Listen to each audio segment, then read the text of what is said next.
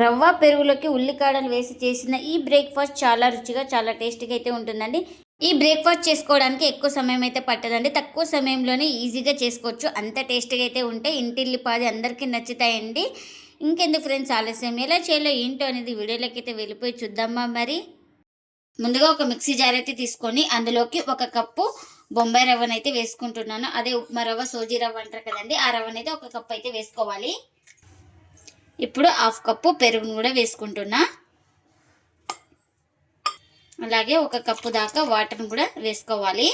ఇంకా ఇందులోకి రుచికి తగినంత సాల్ట్. ఇంకా ఇవన్నీ వేసుకొని ఒకసారి ఇలా బాగా కలిపేస్తున్నా. ఇలా కలుపుకుంటే రవ్వ అన్నీ కలిసిపోతాయి కదా, గ్రైండ్ చేయడానికి కూడా చాలా ఈజీగా అయిపోతుంది. ఇంకా ఇప్పుడు మూత పెట్టేసుకొని స్మూత్గా గ్రైండ్ చేసుకోవాలి. ఇంకా ఒక బౌల్ అయితే తీసుకొని గ్రైండ్ చేసుకున్న ఈ పిండిని అయితే ఇందులోకి అయితే వేసుకోవాలి. ఇంకా ఇప్పుడు ఇందులోకి ఒక 1/4 టీ స్పూన్ దాకా వంట సోడాని అయితే వేసుకోవాలి. వంట సోడా లేకున్న వాళ్ళు ఈనో కూడా వేసుకోవచ్చు. ఇంకా ఈ వంట సోడా వేసుకొని బాగా ఇలా కలుపుకోవాలి. ఇంకా ముందుగానే సాల్ట్ అయితే వేసుకున్నాం కదా గ్రైండ్ చేసేటప్పుడు, ఇంకా వంట సోడా వేసుకొని బాగా ఇలా బాగా కలిపేసుకోవాలి. మనకు బ్యాటర్ అయితే ఇలా ఉండాలి చూడండి.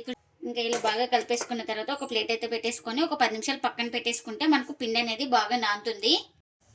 ఇంకా ఒక కడాయి అయితే పెట్టేసుకొని ఒక 2 స్పూన్ల దాకా ఆయిల్ అయితే వేసుకున్నాను. ఆయిల్ కూడా హీట్ అయింది మనకు. ఇప్పుడు ఇందులోకి ఒక 1/2 టీ స్పూన్ దాకా మినపప్పును అయితే వేసుకుంటున్నా.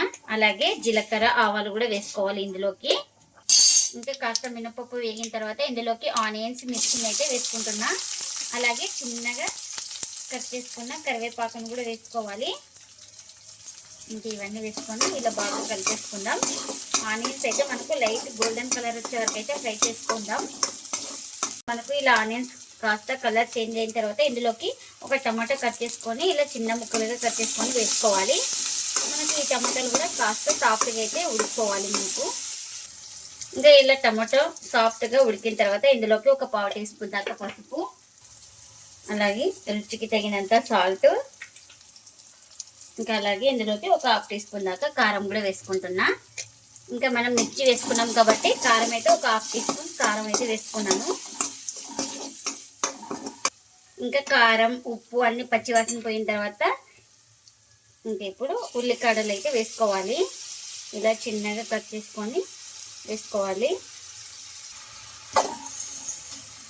ఇలా ఉల్లికాడలు వేసుకున్న తర్వాత ఇలా మొత్తం బాగా కలిపేసుకుందాం. ఇంకా ఇలా మొత్తం బాగా కలిపేసుకున్న తర్వాత ఇంకా ప్లేట్ అయితే పెట్టేసుకొని 2 నుంచి 3 నిమిషాలు అయితే బాగా మగ్గించుకోవాలి. ఇంకా ఇప్పుడు ఒక 3 నిమిషాల తర్వాత అయితే చూపిస్తున్నాను చూడండి మీకు. ఇంకా మనకు ఈ ఉల్లి ఆకులు కూడా చాలా బాగా మగ్గిపోయినాయండి. ఇంకా ఇప్పుడు స్టవ్ అయితే ఆఫ్ చేసుకొని పూర్తిగా చల్లారనివ్వాలి. ఇంకా ముందుగా ఒక కడాయి అయితే పెట్టేసుకొని ఇప్పుడు ఇందులోకి పల్లీలు అయితే వేసుకుంటున్నా. ఇంకా ఇప్పుడు ఇందులోకి కాస్త సాల్ట్ అయితే వేసుకుంటున్నాను. ఇలా సాల్ట్ వేసి చేసుకోవడం వల్ల టేస్ట్ అయితే చాలా బాగుంటుంది. పల్లీలు కూడా బాగా వేగిపోతాయి. ఇంకా ఇలా కలుపుతూ బాగా ఫ్రై చేసుకోవాలి పల్లీలను. ఇంకా మనం ఉప్పు వేసి పల్లీలు వేయించుకోవడం వల్ల పల్లీలు అయితే ఈ కలర్ అయితే వస్తాయి చూడండి. ఇక్కడ కొంచెం లైట్ పింక్ అయితే వచ్చినాయి కదా మనకు, ఇలా వస్తాయి. ఇంకా మనం పల్లీలను పొట్టు విడిపోయే వరకు ఇలా ఫ్రై చేసుకోవాలి. చూడండి పొట్టు ఇలా ఊట పట్టుకుంటేనే ఇలా ఊడిపోతుంది కదా మనకు. స్టవ్ అయితే ఆఫ్ చేసుకొని పూర్తిగా చల్లారనివ్వాలి. ఇంకా అదే కడాయిలో కారానికి తగినంత మిర్చిని కూడా వేసుకుంటున్నా. ఒక 5 వెల్లుల్లి రెబ్బలు, 1 ఇంచు అల్లం కూడా చిన్నగా కట్ చేసుకొని వేసుకోవాలి. ఇంకా మిర్చి ఫ్రై అవ్వడానికి కాస్త ఆయిల్ అయితే వేసుకోవాలి. ఇంకా మనం ఈ మిర్చిని కూడా బాగా ఫ్రై చేసుకోవాలి. ఇంకా మనకు మిర్చి కూడా బాగా ఫ్రై అయిపోయింది కదా. ఇంకా దీన్ని కూడా స్టవ్ అయితే ఆఫ్ చేసుకొని పూర్తిగా చల్లారనివ్వాలి. ఇంకా నేను చూడండి ఇంకా ఉప్పు సపరేట్, పల్లీలు సపరేట్ అయితే తీసుకున్నాను. వేయించుకున్నాక ఉప్పు సపరేట్ అయితే తీసుకొని పడేయాలి. ఇంకా పల్లీలను అయితే ఒక ప్లేట్లో అయితే సపరేట్ అయితే తీసుకున్నా. ఇంకా ఇప్పుడు పల్లీలను అయితే పొట్టు అయితే సపరేట్ అయితే చేసుకున్నాను. ఇంకా ఇలా సపరేట్ చేసుకున్న పల్లీలను ఇంకా ఒక జార్ అయితే తీసుకొని ఇంకా అందులోకి అయితే వేసుకోవాలి. ఇంకా వేయించుకున్న మిర్చిని కూడా వేసుకుంటున్నా. ఇంకా ఇప్పుడు ఇందులోకి రుచికి తగినంత సాల్ట్, అలాగే ఒక 1/2 టీ స్పూన్ దాకా జీలకర్ర, ఇంకా కాస్త వాటర్ అయితే వేసుకుంటున్నా. ఇంకా ఈ వాటర్ కూడా వేసుకొని మూత పెట్టేసుకొని గ్రైండ్ చేసుకోవాలి. ఇంకా గ్రైండ్ చేసుకున్న చట్నీని ఒక బౌల్ తీసుకొని ఇంకా అందులోకి అయితే చట్నీని అయితే వేస్తున్నా. ఇంకా చట్నీకి పోపు కూడా పెట్టేసుకున్నా, ఆ పోపును కూడా వేసుకుంటున్నాను. ఇంకా మనకు చట్నీ అయితే రెడీ అయిపోయింది. ఇంకా ఒక 10 నిమిషాల తర్వాత అయితే చూపిస్తున్నాను చూడండి మీకు. ఇంకా మనకు వంట సోడా వేయడం వల్ల మనకు పిండి కూడా బాగా పొంగింది కదా. మనం ముందుగానే ఉల్లికాడలు అయితే మగ్గించుకొని చల్లార్చుకున్నాం కదా. ఇంకా దాన్ని ఈ పిండిలోకి అయితే వేసుకోవాలి. ఇంకా ఇలా పిండిలోకి అయితే వేసుకొని బాగా కలిపేసుకుందాం. ఇంకా మొత్తం బాగా ఇలా కలుపుకున్న తర్వాత బ్యాటర్ అయితే ఇలా ఉండాలి చూడండి. ఇక్కడ చూపిస్తున్నాం కదా, ఈ విధంగా అయితే ఉండాలి మనకు. ఇంకా ఇప్పుడు ఇలాంటి పోపు గెరిట అయితే ఉంటుంది కదా మన ఇంట్లో. ఇంకా ఇలాంటి గెరిట అయితే పెట్టేసుకొని ఒక స్పూన్ ఆయిల్ అయితే వేసుకున్నాను. ఆయిల్ కూడా హీట్ అయింది మనకు. ఇప్పుడు ఇందులోకి కాస్త ఇలా జీలకర్ర వేసుకోవాలి. టేస్ట్ అయితే చాలా బాగుంటుంది. ఇంకా ఇలా పిండి ఒకసారి మొత్తం బాగా కలిపేసుకొని మనకు ఎంత కావాలో అంత బ్యాటర్ అయితే వేసుకోవాలి.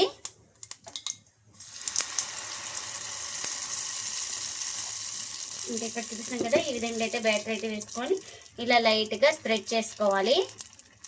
ఇంకా ఇప్పుడు దీనిపైన ప్లేట్ అయితే కవర్ చేస్తున్నా. ఇంకా చూడండి, ఇలా పైన పిండి అయితే లేదు కదా, తడి ఆరిన తర్వాత ఇలా స్పూన్ తోటి నిదానంగా ఇలా స్టైల్కి ఇలా బాగా వేసుకోవాలి.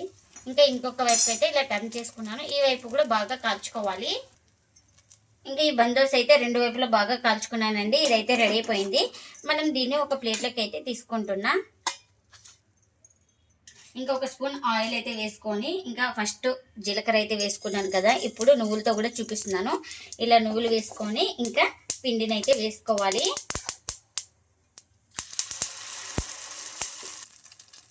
ఇంకా ఇలా పిండిని అయితే వేసుకొని ఇలా లైట్గా స్ప్రెడ్ చేసుకోవాలి. ఇంకా ఇలా స్ప్రెడ్ చేసుకున్న తర్వాత ఇలా మూతను అయితే కవర్ చేయడం వల్ల మనకు ఈక్వల్గా కాలుతుంది. ఇంకా ఇలా తడి ఆరిన తర్వాత ఇంకా ఇంకొక వైపు అయితే ఇలా నిదానంగా టర్న్ చేసుకోవాలి. ఇంకా ఈ వైపు కూడా బాగా కాల్చుకోవాలి. ఇంకా ఇది కూడా రెడీ అయిపోయిందండి. ఇంకా ఎన్ని అయితే అన్ని ఇలానే చేసుకోవాలి. రవ్వ పెరుగు వేసి చేసిన బందోసలు అయితే రెడీ అయిపోయినాయండి. ప్లేట్లకి అయితే సర్వ్ చేసిన ఇవి చాలా రుచిగా చాలా టేస్ట్గా అయితే ఉంటాయండి. ఎప్పుడు ఇడ్లీలే దోశలు కాకుండా ఇలా వెరైటీగా రవ్వ పెరుగు వేసి చేసిన ఈ బందోసలు చాలా రుచిగా చాలా టేస్టీగా ఉంటాయి. అందరికీ నచ్చుతాయండి. అంత టేస్టీగా అయితే ఉంటాయి మనకు. ఇంకా ఇందులోకి చట్నీని కూడా చేసుకున్నాం కదా, చట్నీని కూడా సర్వ్ చేస్తున్నా. ఇంకా చూడండి చూపిస్తున్నాను. ఎక్కడ పిండి అయితే లేదు, బాగా కాలిందండి మనకు. వంట సోడా వేసుకోవడం వల్ల చాలా సాఫ్ట్గా ఉంటాయండి ఈ బందోసలు అయితే. మీరు కూడా తప్పకుండా ఒకసారి ఇలా ట్రై చేసి మీకు ఎలా వచ్చిందో కామెంట్ అయితే చేయండి ఫ్రెండ్స్. ఇదండి ఇవాల్టి వీడియో. ఈ వీడియో కనుక నచ్చితే ప్లీజ్ లైక్ చేయండి, షేర్ చేయండి, కామెంట్ చేయండి. అలాగే లైక్ చేసి సపోర్ట్ చేయండి friends. Thanks for watching. Bye bye.